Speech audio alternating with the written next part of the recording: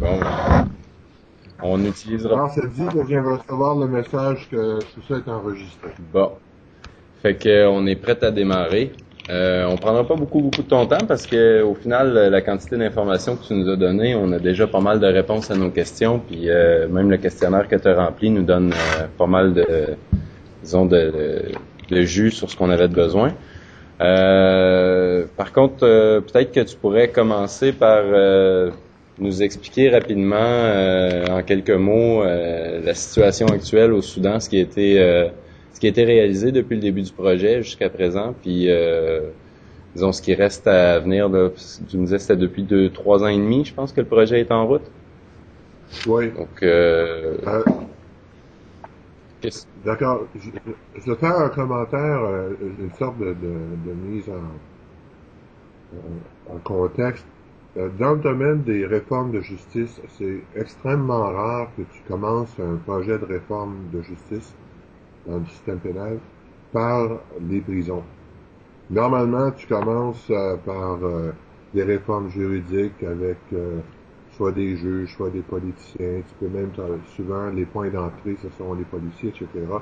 Normalement, les prisons, c'est quelque chose que tu réserves pour plus tard.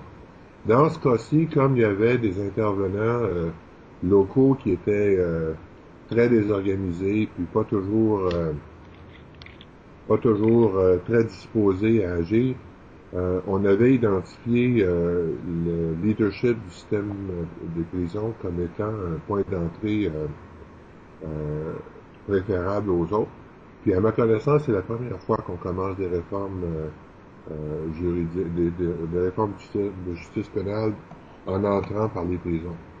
Et puis donc, les gens nous observaient un peu en se disant, c'est rare, on se demande pourquoi, c'est quoi leur motivation.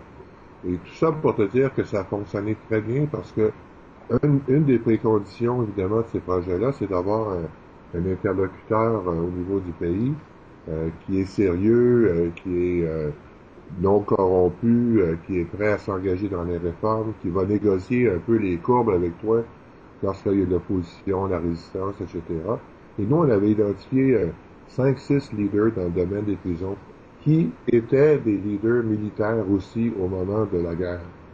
Alors, c'est un peu pour ça l'anomalie. Là. Normalement, les leaders de prison, c'est pas des